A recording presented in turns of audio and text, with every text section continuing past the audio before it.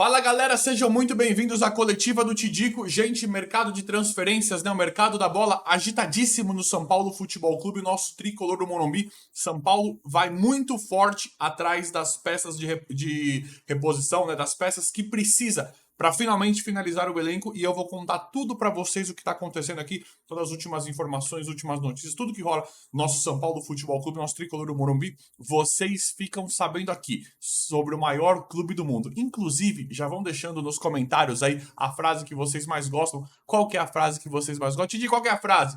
SPFC, maior clube do mundo. Já vão deixando nos comentários aí essa frase. E galera, se inscrevam no canal, vão no botãozinho vermelho inscrever-se.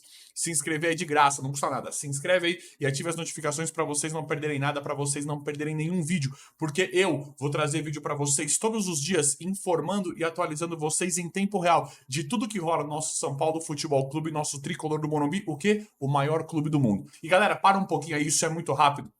Vai deixando like, vai tacando o dedo no like, porque isso também é de graça, também não custa nada e ajuda demais o trabalho diário, o trabalho do dia a dia, o crescimento, o desempenho, o desenvolvimento do canal. Por isso que eu venho de forma muito humilde pedir o like pra vocês. Posso contar com essa moral? Obrigado de coração. E compartilhem, galera. Joguem nos grupos aí, compartilhem onde vocês quiserem compartilhar esse vídeo sobre tudo.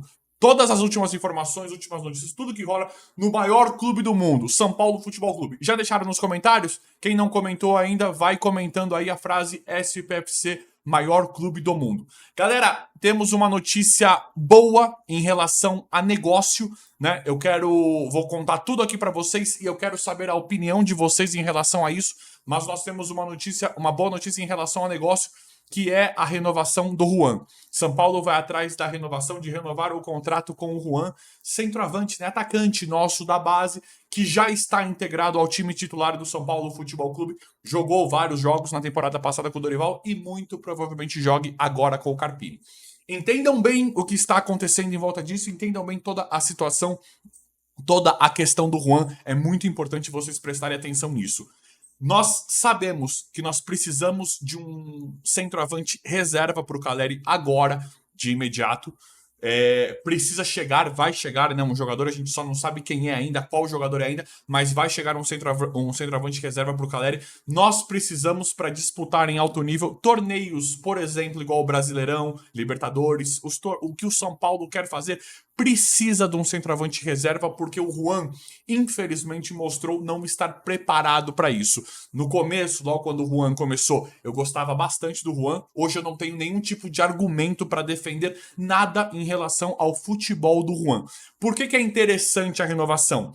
Porque o São Paulo fica com um pouquinho mais de folga, um pouquinho mais de tempo para achar um bom centroavante para ser reserva, mais um atacante para compor o elenco do São Paulo.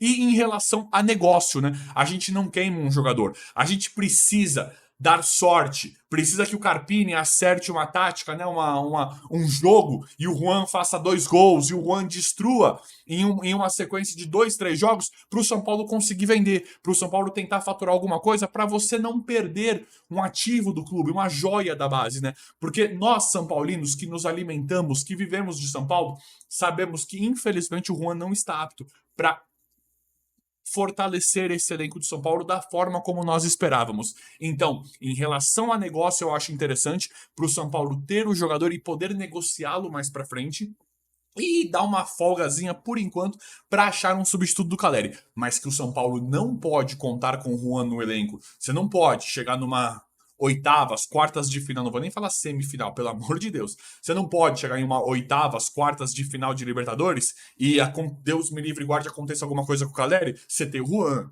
Isso não faz parte de um planejamento lógico. Você pode até ter o Juan integrado no elenco, mas você não pode contar com o Juan precisando ganhar de um jogo, precisando inverter um placar e inverter um resultado. Então, acho interessante, tem que renovar com o Juan em relação a negócio, em relação a futebol. Infelizmente, sempre tive uma predisposição para gostar do Juan. Hoje em dia, eu não tenho nenhum argumento que defende a técnica, né? Tecnicamente, o Juan, infelizmente. Vamos torcer para ele melhorar aí para fazer coisas diferentes, né, em relação ao futebol dele, porque da temporada passada é simplesmente assustador.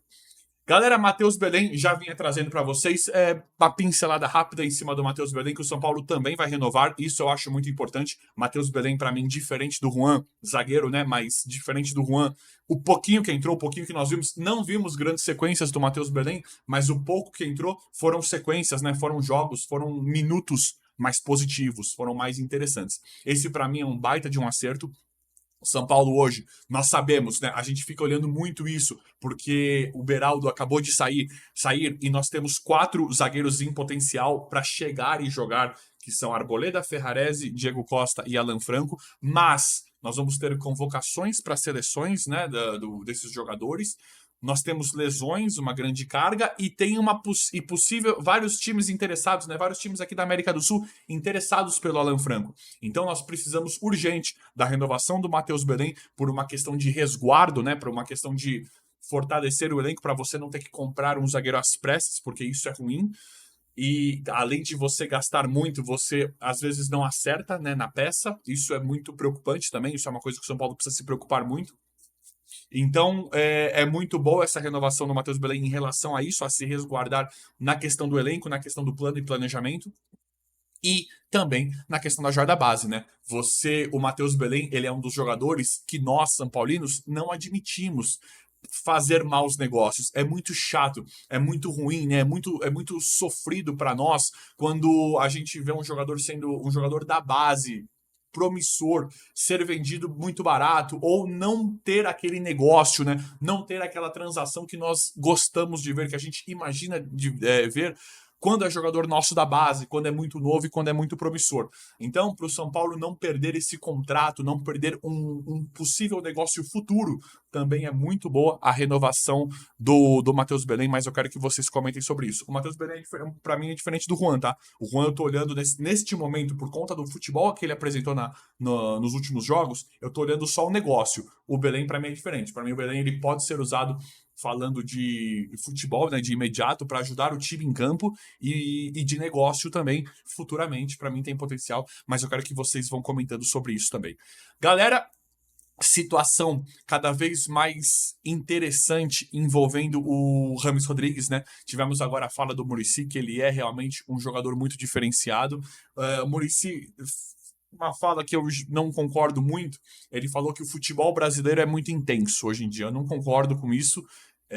Luiz Soares, ele chegou aqui na temporada passada e Luiz Soares hoje ele não tem grandes intensidades, jogou basicamente a maioria dos jogos machucado, só que ele tem uma técnica, né? Ele tem uma qualidade muito acima dos jogadores aqui do Brasil, que fez toda a diferença. E para mim, se o Soares chega um pouquinho antes, o Grêmio seria campeão brasileiro, mas assim, de forma muito fácil, inclusive, pelo nível técnico diferenciado que o Soares tem dos jogadores daqui. É até uma covardia comparar o Soares com qualquer jogador aqui do Brasil.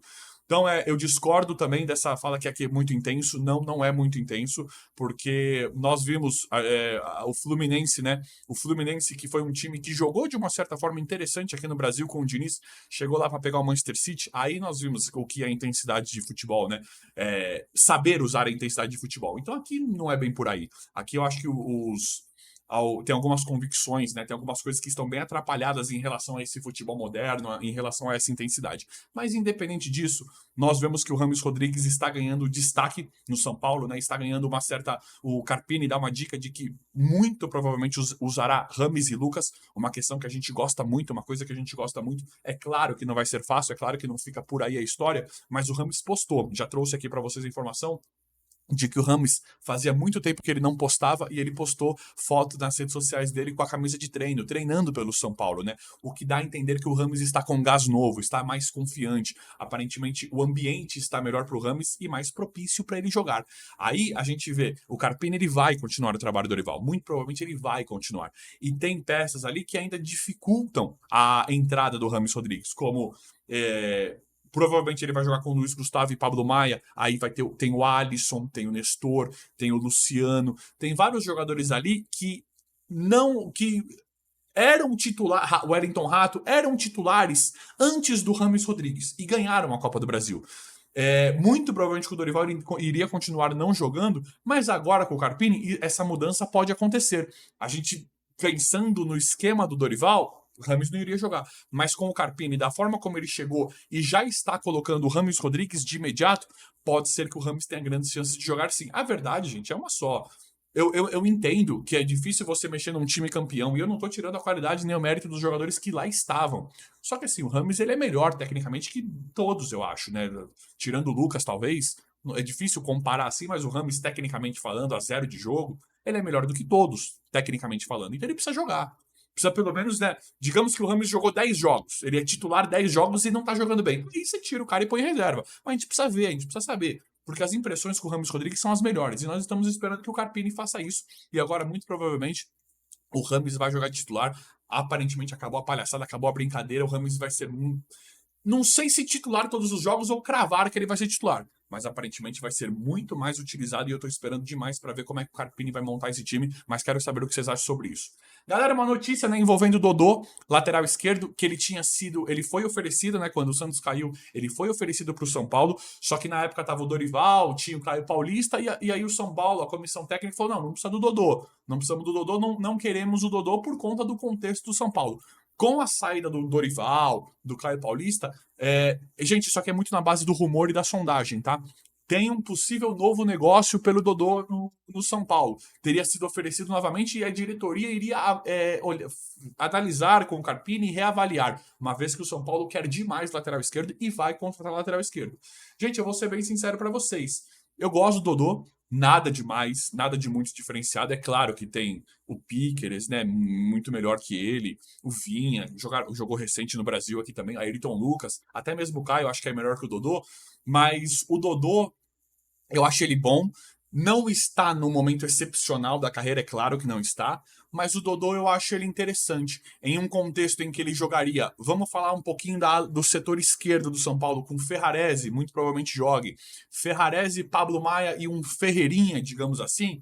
É um setor esquerdo muito interessante, muito legal, em que o Dodô, em um contexto de um time encaixado, bem treinado do Carpini, para mim poderia render. De novo, não é espetacular, mas vindo de uma forma barata, em uma forma que o São Paulo precisa de um lateral esquerdo com urgência, eu não descartaria. Eu acho a ideia do Dodô legal e interessante, comparando-se também com o nível, né? O nível fraco, técnico do futebol brasileiro no geral e principalmente em relação ao lateral esquerdo. Hoje nós tínhamos Piqueres e Ayrton Lucas e o Caio Paulista foi uma gratíssima surpresa inesperada que ninguém contava, estava esquecido do Fluminense.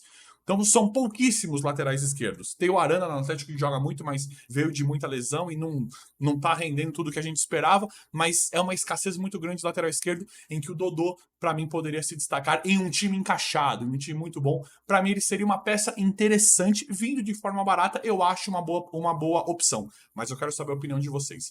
Galera, comentem aí. Galera, o vídeo de hoje foi esse, espero que vocês tenham gostado. Se inscrevam no canal, ativem as notificações, vão deixando like. Obrigado e até a próxima.